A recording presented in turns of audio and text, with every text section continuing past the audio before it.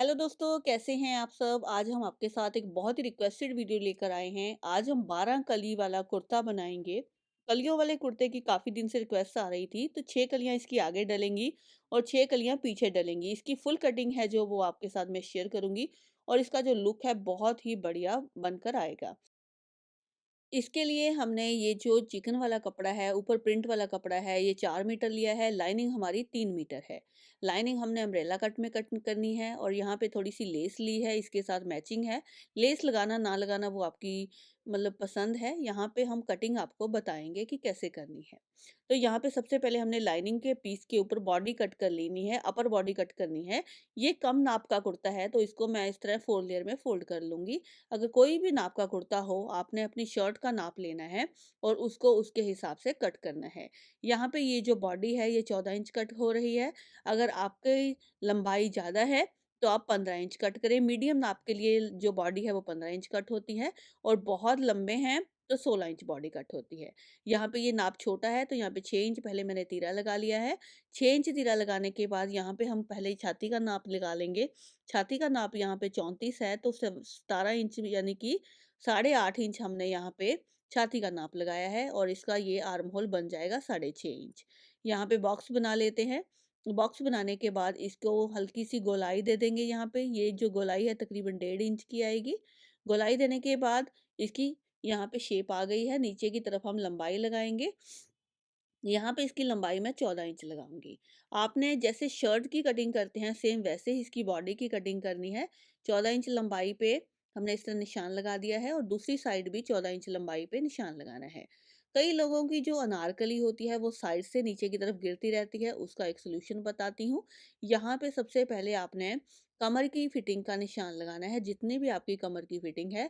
उसके बाद 1 इंच आपने प्लेट का रखना है और 1.5 से 2 इंच आपने मार्जिन फिटिंग का रखना है। यहाँ पे 1 इंच प्लेट का एक्स्ट्रा लेना है, उसके बाद 2 इंच एक्स्ट्रा ले लीजिए सिलाई के लिए और यहाँ पे अब ऊपर की तरफ एक निशान लगाएँगे 1 से सवा इंच का। इसके ऊपर हम इस तरह थोड़ा-सा कर्व दे देंगे। जो लोगों का कुर्ता नीचे की तरफ गिरता रहता है साइड से, वो बिल्कुल नहीं गिरेगा। यहाँ पे आपने 1 से 1.5 इंच की ये शेप दे देनी है, ये हल्की-सी गोलाई में आएगी।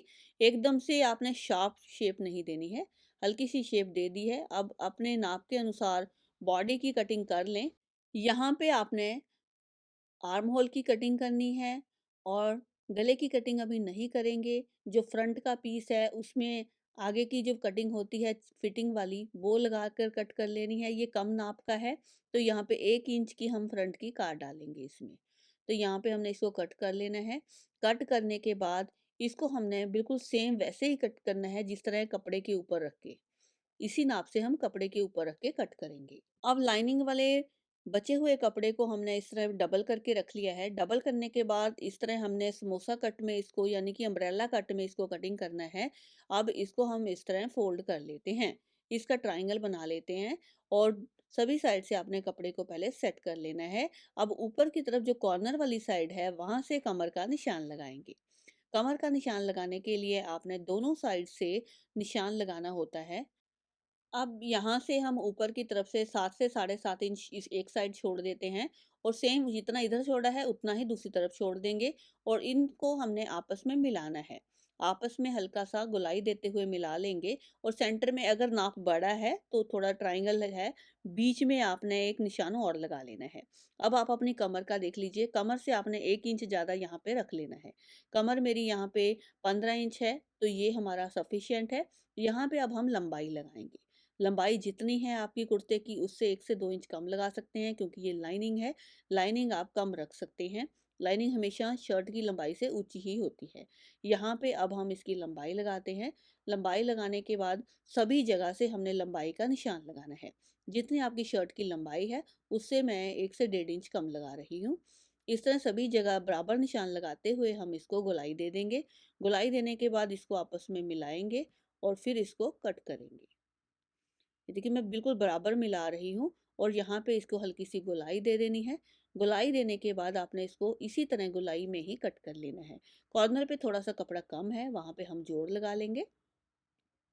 इस तरह आपने इसको कट करना है और ये जो कॉर्नर पे थोड़ा सा कपड़ा कम रह गया है यहाँ पे हमने जोड़ लगा लेना है। ऊपर से कमर की शेप भी दे देनी है और यहाँ पे आपने जो एक्स्ट्रा कपड़ा है वो भी निकाल देना है। यहाँ पे आप जोड़ लगा लीजिए, जो कॉर्नर में से कपड़ा निकला है इस तरह आप इसको रखिए और इसकी कटिंग सेम बराबर रख के कर लीजिए। बाद में जब इसको सिलेंगे तब हम इस पे जोड़ लगा देंगे। अब ये कटिंग हमारी हो गई है। लाइनिंग की कटिंग जब भी अनारकली के नीचे लगाना है आपने अम्ब्रेला कट में लगानी है, तभी इसमें फॉलिंग आती है। अब जो बॉडी पीस कट किए थे हमने, उसको फैब्रिक के ऊपर रख के सेम ऐसे ही कट कर लेते हैं। दोनों पीसेस को हमने बराबर कट कर लेना है।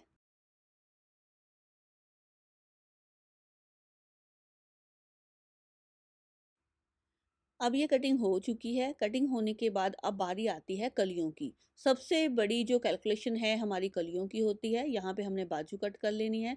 बाजू मैं यहाँ पे लंबी लगा रही हूँ, चूड़ीदार बाजू बनानी है, तो मैंने 24 इंच के करीब इसको कट किया है और इसकी शेप दे लेनी है।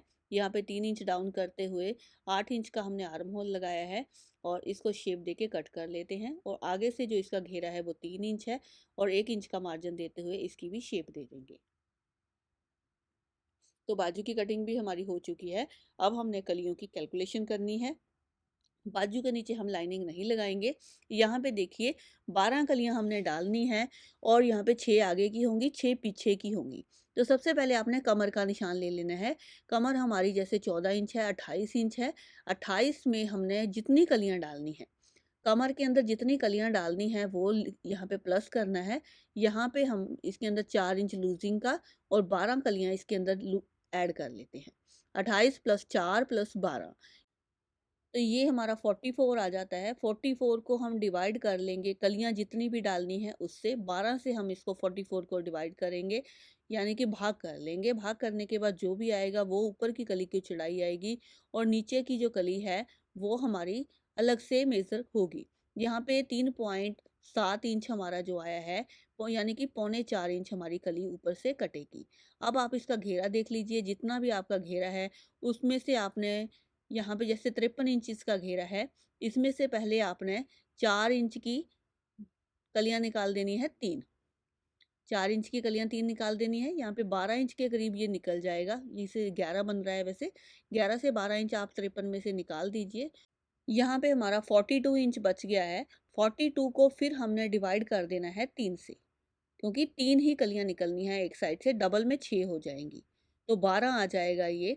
यहाँ पे 12 इंच हमारी कली की चौड़ाई रह जाएगी नीचे की और ऊपर की चौड़ाई है वो पौने 4 इंच रह जाएगी। अब हम यहाँ पे सबसे पहले 12 इंच का एक निशान लगाते हैं। 12 इंच का एक निशान लगा के इसको हमने हाफ कर लेना है। इसका 6 इंच हाफ हो गया है। 6 इंच के साइडों में आपने पौने 4 लेना है, यानी कि 2 से थोड़ा कम इधर लेंगे, 2 से थोड़ा कम इधर लेंगे।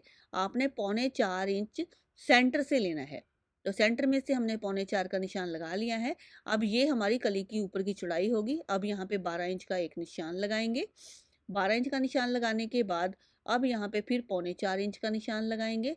फिर दोबारा से हम 12 इंच का निशान लगाएँगे, फिर पौने 4 का, फिर 12 का। इस तरह 3 कलियाँ इधर से निकलेंगी, 3 कलियाँ हमारी इधर से निकलेंगी। तो ये डबल में है तो 6 हो जाएँगी, 6 एक साइड से, 6 एक साइड से।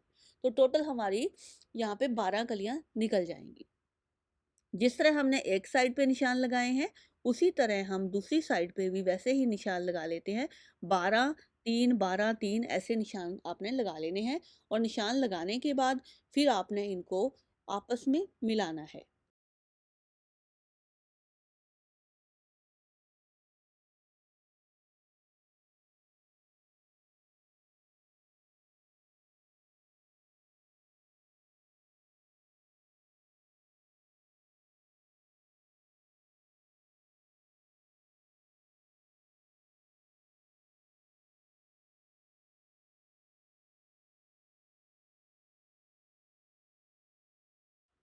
अब निशान हमारे लग गए हैं, अब इसको कटिंग कर देते हैं। ये जो साइड का कपड़ा है, ये हमारा थोड़ा-सा वेस्ट होगा, इसको आपने हटा देना है यहाँ से, ये हमारा वेस्ट है कपड़ा। अब हमारी जो कलियाँ हैं, वो बिल्कुल एक्यूरेट बनकर आएँगी। अगर आपको इस तरह मार्किंग नहीं करनी है, तो आप एक कागज़ के पीस पे यानी कि बड़ा पेपर ले लीजिए, चार्ट पेपर ले लीजिए, उसके ऊपर एक कली की कटिंग करके रखिए और उसके बाद सारी कलियाँ आप बराबर की कट कर सकती हैं। इसी तरह आपने कलियों को कट करना है। अब देखिए सारी कलियाँ हमारी कट गई हैं। अब हमने सभी को आपस में मैच करना है। छोटी वाली साइड ऊपर रखेंगे और इसको इस तरह मिला लेंगे। घेरा देखिए कितना खुला बन गया है। बॉडी के ऊपर इसको अटैच करेंगे तो ये बहुत ही परफेक्ट सी इसकी फॉलिंग आएगी। अब हम सबसे पहले कलियों को जोड़ लेते हैं। आपने 6 कलियाँ एक तरफ जोड़ लेनी है, 6 कलियाँ एक तरफ जोड़ लेनी है, सीधी सिलाई लगेगी।